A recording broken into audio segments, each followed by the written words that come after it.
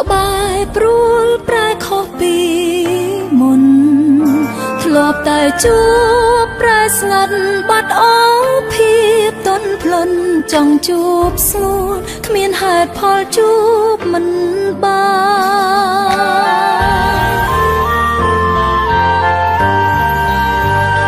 ទូរស័ព្ទបងអស់ថ្ម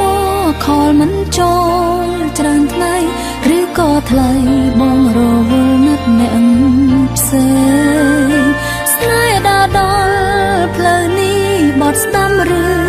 បត់ឆ្វេងផ្លូវវង្វេងទៅមុខក៏ទៅមិនដល់បើទូរស័ព្ទអងថ្មក៏អាចសាងថ្មពេញអស់ចិត្តវិញគ្មានអ្វីស្រោចស្រង់វិញបានតើអស់ចិត្តឬអស់ថ្មចង់បន្តឬបញ្ចប់គួរបញ្ចប់តួនអូនមិនសូវស្អប់បងតើអស់ថ្មឬអស់ចិត្តប្រាប់ការពិតដល់អូនផងមិនស្មោះត្រង់បងបន្តដើម្បីអ្វី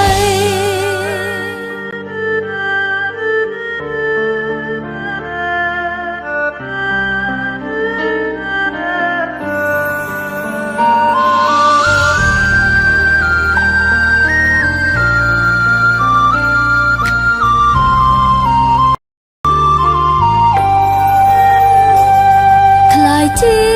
មនុស្សម្នាក់លែងជឿជាក់លើស្នេហ៍មនុស្សធ្លាប់ក្បែរព្រួលប្រែខុសពី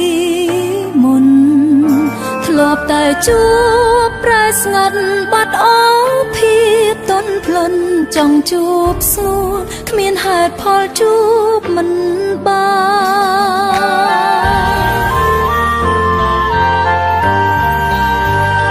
ទូរស័ព្ទបងអស់ថ្មខលមិនចូលច្រើនថ្ងៃឬក៏ថ្លៃបងរវល់ណាត់អ្នកផ្សេងស្នេហ៍ដើរដល់ផ្លូវនេះបត់ស្ដាំឬ